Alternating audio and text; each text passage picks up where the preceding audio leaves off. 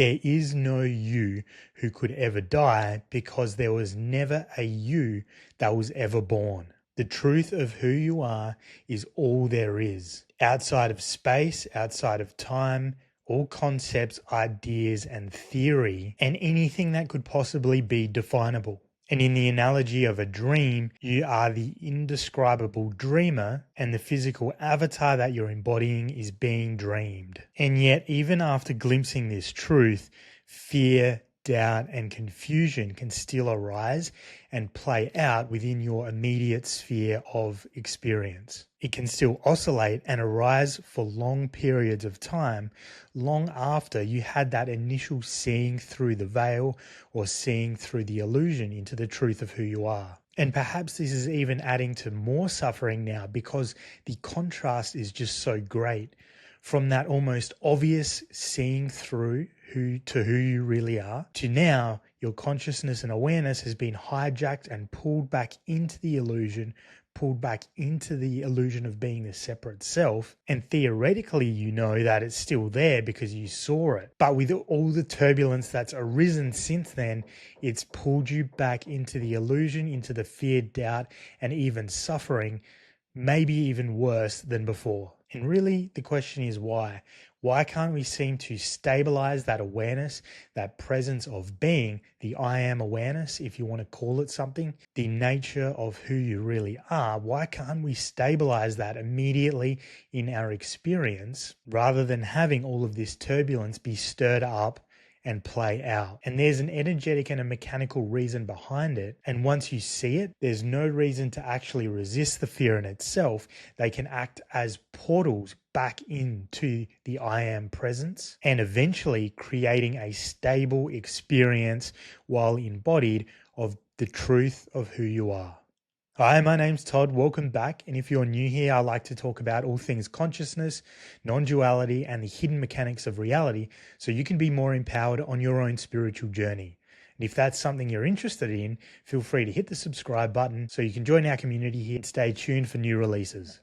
And so even after that initial awakening or that glimpse, satori that you've had, in many cases, and it's not the same case for everyone, there are certain people who have experienced a clear seeing through immediately and the illusion was completely dispelled, including all of the energetic imprints.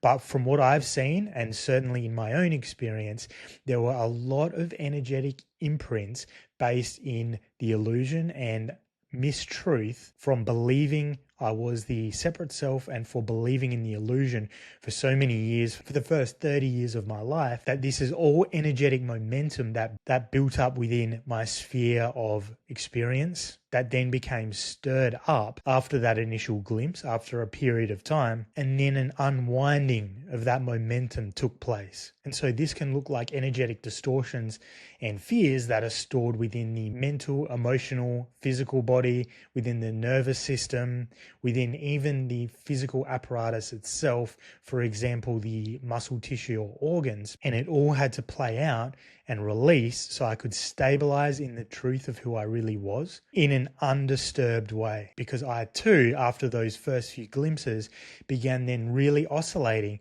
between the truth of who I was and also being pulled back in and having my awareness hijacked by the illusion and back into believing I was the separate self. And it was almost like, even though I had seen the truth, there was eventually a pulling back into the dream until I was almost asleep in the dream again. But then what happens is, as more fears play out and they're cleared from our field, another glimpse may happen. And then eventually over time, you might be able to rest in your true nature for longer periods and get pulled back into the illusion less and less, until finally that there's just such a clear seeing through and there's such minimal momentum left in believing in the illusion and believing in being the separate self that it can no longer arise. And then you'll be left with the clarity of your true nature that was always there, but the turbulence was kind of hiding it, similar to how clouds or storm clouds would hide the sun. It's always there, but it can be forgotten or it can be cleverly disguised behind turbulence. And it's not just me. I've worked with numerous people now who have all had very real and very profound glimpses and seeing into the truth of who they really are, their true nature. Some even for long and extended periods of time. And then out of nowhere, even though it was so obvious when they were in the glimpse, out of nowhere, they start spiraling back into the fears, the looping thoughts, repetitive patterns that get stirred up in turbulence of the physical mind, in the turbulence of the momentum of believing in being the separate self. And before they know it, their awareness has been hijacked back into the illusion, back into the dream. And when these patterns arose, and when all these fears and doubts of the separate self arose, even though there's not really a separate self, but when they arose, that's when the true work on the journey or the spiritual journey begins. Because a spiritual journey is an unwinding of the illusion, all facets of the illusion, until there's just no trace left. And the irony is, the grand cosmic joke is that when it's seen, when it's finally seen that there's nothing left, it's also seen that there was nothing ever tangible and nothing ever real that was truly clouding your true nature or truly hiding your true nature from you. It was always there. But saying that and logically hearing it with the physical mind doesn't help you at all, because you might be sitting there steeped in fear and that turbulence, unable to pull yourself back out of the dream. But there's actual grace and beauty in fear if you look into it,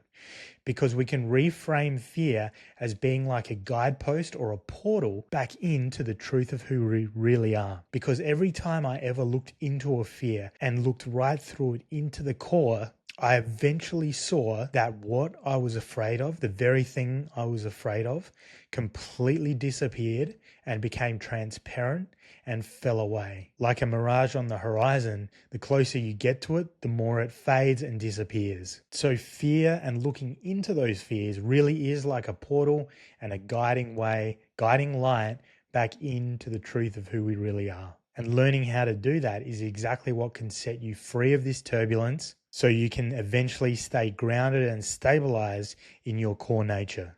And that's why I created this 100% free guide that you can download in the description below. It will be probably in the first line of the description. And what it is, it's a 24-page step-by-step instructional that guides you through locating and beginning to map out the core and the root, these fears that you carry, and they're causing all of the turbulence within your energy field. And when you begin to pinpoint these roots or these core distortions, you begin to clear your energy field and the unwinding of the illusion accelerates. And so if you are ready to stop feeling like you're backsliding or always disappointment that this turbulence has arisen after that initial glimpse, that euphoria or bliss of that glimpse, then definitely go ahead and click the link and download the resistance mapping guide below, completely free. And it's my gift to you just for being here. And it's already helping dozens of people map out their distortions and fears that's hijacking their awareness right now back into the illusion, back into the dream, so that they can clear their field